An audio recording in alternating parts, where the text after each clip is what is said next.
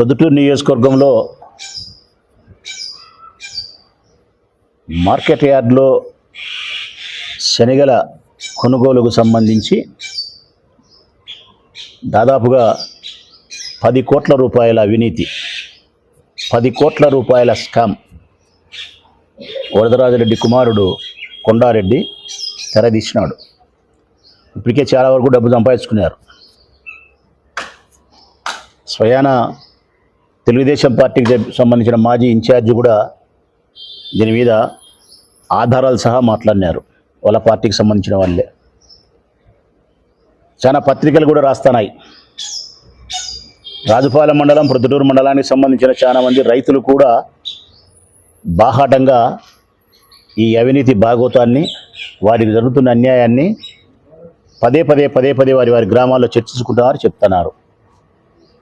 మా పార్టీకి సంబంధించిన 2 మండలాలకు సంబంధించిన నాయకులు రైతులే కదా.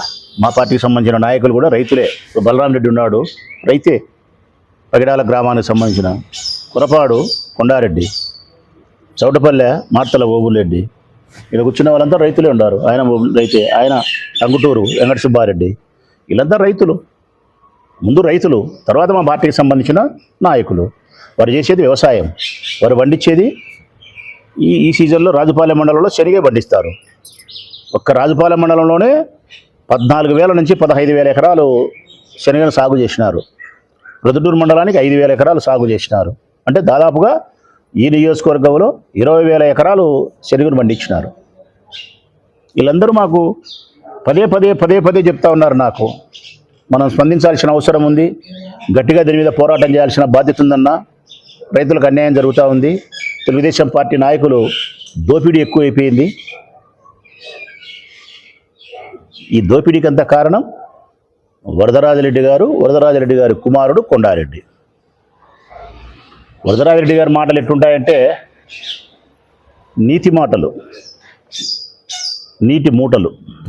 ఆయన మాటలు చూస్తామా, నీతికి సంబంధించిన మాటలు. అవి నీటి మూటలే, మునిగిపోతున్నాయి. కారణం పుత్రోత్సాహం, పుత్రుని పట్ల అమితమైన ప్రేమ చేత పుత్రుడు చేస్తా ఉండే అవినీతి, లంచగొండి, ఇవన్నీ కూడా కళ్ళు మూసుకొని ధృతరాష్ట్రుని మాదిరి ప్రవర్తిస్తూ ఉన్నాడు. ఈ 10 కోట్ల రూపాయల స్కామ్ జరుగుతూ ఉండేది కూడా కొండారెడ్డి గారి కనుసన్నల్లోనే కొండారెడ్డి గారికి లెక్క చేస్తూ ఉంది. ఏ విధంగా జరుగుతుంది, ఎట్లా జరుగుతుంది అనే విషయాన్ని కూడా స్పష్టంగా చెప్తాను నేను రైతులకు. అధికారులకు హెచ్చరిక చేస్తూ ఉన్నా, జిల్లాకు సంబంధించిన అధికారులకు కూడా హెచ్చరిక చేస్తూ ఉన్నా. నేటి నుంచి మీరు జాగ్రత్త వహించకపోతే, మార్కెట్ యార్డ్లో రైతులకు జరుగుతున్న అన్యాయాన్ని అరికట్టకపోతే మార్కెట్ యార్డ్లోకి రేపటి నుంచి మేము రావాల్సి వస్తుంది. వైఎస్ఆర్ కాంగ్రెస్ పార్టీ పెద్దగా అక్కడికి వస్తుంది, ఉద్యమిస్తుంది. మళ్ళీ మీరు పోలీసులు పంపించి మమ్మల్ని అక్కడి నుంచి బయటికి పంపించే ప్రయత్నం చేస్తే ఇక్కడ బెదిరే వాళ్ళు, అదిరే వాళ్ళు ఎవ్వరూ లేరు. మేము బాగా చెప్తున్నాం. ప్రజలకు అన్యాయం జరిగితేనే గట్టిగా స్పందిస్తుంది వైఎస్ఆర్ కాంగ్రెస్ పార్టీ ప్రొద్దుటూరు నియోజకవర్గం రాష్ట్ర వ్యాప్తంగా. ఇక్కడ మొదలు పెట్టుకుంటే ఎక్కడైనా సరే మా వాళ్ళు. మరీ రైతులకు అన్యాయం జరిగితే ఎందాక కాదు, ఆ పదం సరిపోదు. రైతుల కోసం మేము చేసే పోరాటం అయితే శాశ్వతంగా మమ్మల్ని సంవత్సరాల తరబడి జైల్లో పెట్టినా కూడా రైతుల కోసం అయితే నిలబడతాం. పోలీసు వాళ్ళు వచ్చి మీరు ఉండకూడదు, బయటికి పోవాలంటే పోం. అవినీతి జరిగిన చోట ప్రశ్నించడానికి వస్తుంది వైఎస్ఆర్ కాంగ్రెస్ పార్టీ. చేతనైతే అవినీతిని అరికట్టాలి అధికారులు, చేతనైతే చట్టాన్ని ఉపయోగించి పోలీసులు మేలు చేయాలా. ప్రశ్నించే వాళ్ళని బయటికి పంపించే ప్రయత్నం, ప్రశ్నించే వాళ్ళని కేసులు పెడతామంటే ఇక్కడ భయపడే ప్రసక్తి లేదు. అధికారులకు వినయపూర్వకంగా విజ్ఞప్తి చేస్తూ ఉన్నా, చర్యలు తీసుకోండి. ఈ ప్రొద్దుటూరు నియోజకవర్గంలోని మార్కెట్ యార్డ్లో జరుగుతుండే 10 కోట్ల రూపాయల స్కామ్కు సంబంధించి, అవినీతి భాగవతానికి సంబంధించి, రైతులు జరుగుతున్న అన్యాయ విషయంలో మీరు స్పందించండి. ఈ అవినీతిని అరికట్టండి. వినయపూర్వకంగా విజ్ఞప్తి చేస్తున్నాం. మీరు అరికట్టకపోతే మేము రావాలా? ప్రజాక్షేత్రంలో, ప్రజా జీవితంలో ఉండే ప్రజాప్రతినిధులుగా, నాయకులుగా, ప్రతిపక్ష పార్టీగా మా బాధ్యత. ఈ బాధ్యతలు మీరు సక్రమంగా చేయనప్పుడు మా బాధ్యతలు మేము సక్రమంగా చేయాలి కదా. మేము చేస్తాం. మా బాధ్యతలు మేము సక్రమంగా చేసినప్పుడు మీరు పోలీసులు పంపించి మా మీద దౌర్జన్యం చేస్తే కదా బెదిరేది లేదు. స్పష్టంగా చెప్తానా, బెదిరేది లేదు. ఎంత అన్యాయం అండి. అసలు వీళ్ళు మనుషులైనా తెలుగుదేశం పార్టీకి సంబంధించిన నాయకులు? వీళ్ళు అసలు అన్నవి తింటున్నారా, ఏమన్నా తింటున్నారా? వీళ్ళు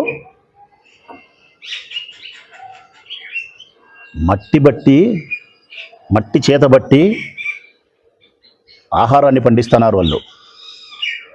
వాళ్ళు మట్టి పిసిగితే మనం బువ్వ విస్తున్నాం తట్టలో. వాళ్ళు మట్టి చేతిలో పట్టుకుంటే బువ్వ మన చేతిలో పట్టుకొని నోట్లేకపోతుంది. ఆ రైతేన మట్టి పిసకకపోతే, ఆ రైతే గన మట్టిని పట్టకపోతే మన నోట్లోకి ముద్ద దిగదురా, మన నోట్లోకి ముద్ద దిగదు. అట్టి మట్టిని నమ్ముకొని మట్టిని పిసుక్కొని మనందరికి బువ్వ పెట్టే రైతన నోట్లో మట్టి కొడతారా మీరు? పురుగులు పడతాయి మీకు, పురుగులే మీకు పడేది. నేను చెప్తున్నా చూడే, రైతుల విషయంలో అన్యాయంగా ప్రవర్తించే ఏ వెధవకైనా నోట్లో పురుగులు పడతాయి. ఈశ్వరుడు అనేవాడు ఉంటే మీకు పురుగులు పడాలా? ఎంత అన్యాయం మీరు చేస్తూ ఉండేది. అధికారులకు తెలియదా ఈ అన్యాయము? శనగలకు మద్దతు ధర ప్రకటించింది ప్రభుత్వం.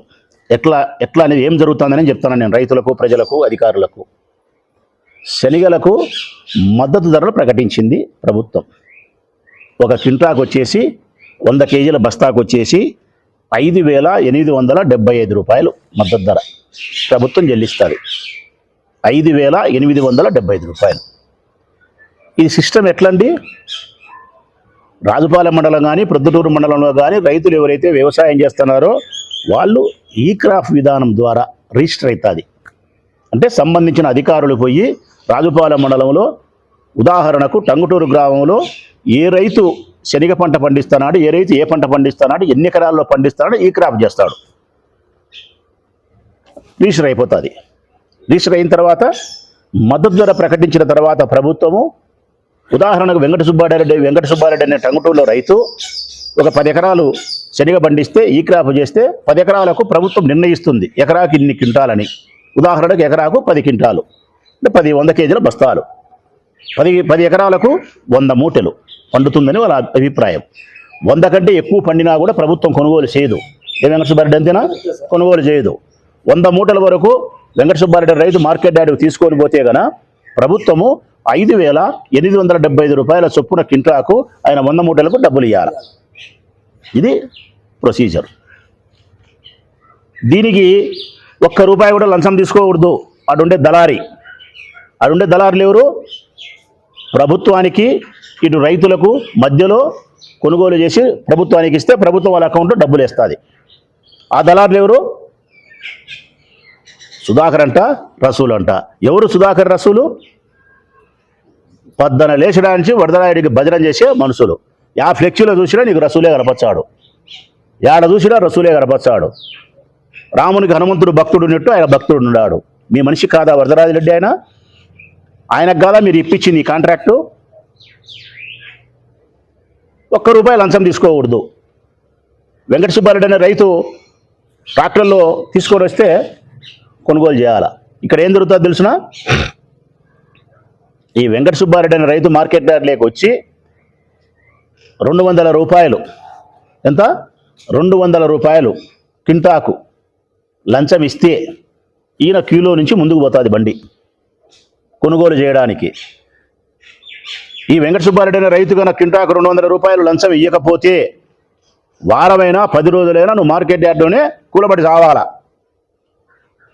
ఈ శనగలంతే నువ్వంతే. వాడు బంగపోతానే కానీ తీసుకోరు. ఎవరు తీసుకుంటారు? 3 తీసుకుంటారు. ₹200 లంచం ఇచ్చిన వాడిని తీసుకుంటారు.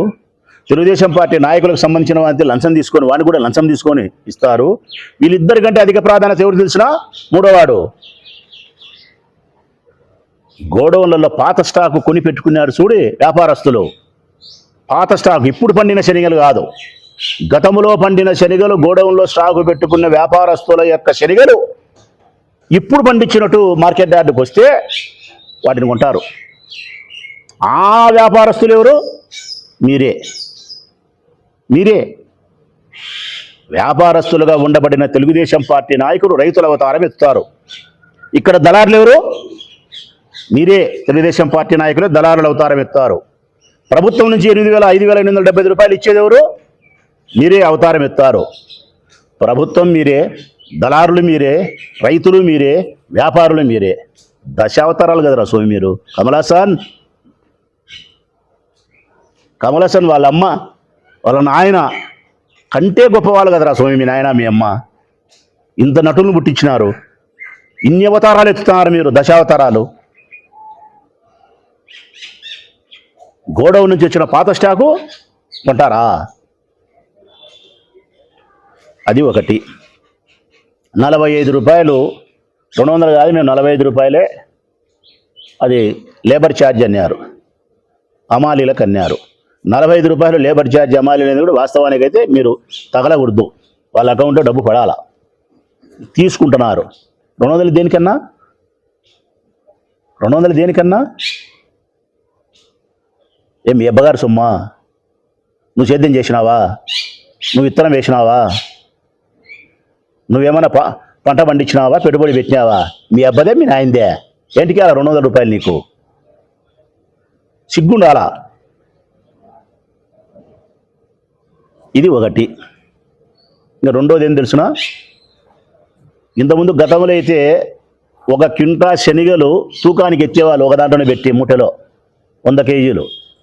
ఇప్పుడు దరిద్రం, సుఖానికి అలవాటు పడి 100 కేజీలు బస్తా ఎత్తే మగోడు లేడు, లేక 50 కేజీలు బస్తా ఎత్తి తూకాన్ని పెడుతున్నారు. ఏమంతేనా బలరారెడ్డి? అంతే. ఇంతకుముందు 100 కేజీలు బస్తా పెడతాన్నారు, ఇప్పుడు 50 కేజీలు బస్తా. 50 కేజీల బస్తా తూకానికి ఎత్తితే అది 600 గ్రాములు వస్తుంది. 600 గ్రాములు సంచి తూకం, అంతేనా? అప్పుడు 50 కేజీల శనగలు రైతు ఎన్ని ఇయ్యాలా? 50 కేజీల 60 గ్రాములు 600 గ్రాములు ఇయ్యాల శనగలు. వీళ్ళు ఎంత తీసుకుంటున్నారు తెలుసునా? 51 కేజీ 600 గ్రాములు.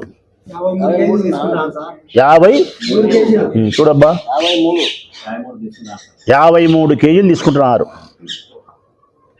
అంటే 2.5 కేజీ ఎక్కువ శనగలు. మళ్ళీ సంచి తూకం కూడా అంట 600 అంట. అంటే ఒక 50 కేజీల బస్తా మీద 3 కేజీలు కొడుతున్నారు. 100 కేజీల మీద 6 కేజీలు కొడుతున్నారు. 100 కేజీల మీద 6 కేజీలు అంటే కనుక ప్రభుత్వం ఇచ్చిన మద్దతు ధర 58 రూపాయల 75 పైసలు కేజీ. 6 కేజీలు ఇంటూ 60 రూపాయలు, 360 రూపాయలు కొడుతున్నారు.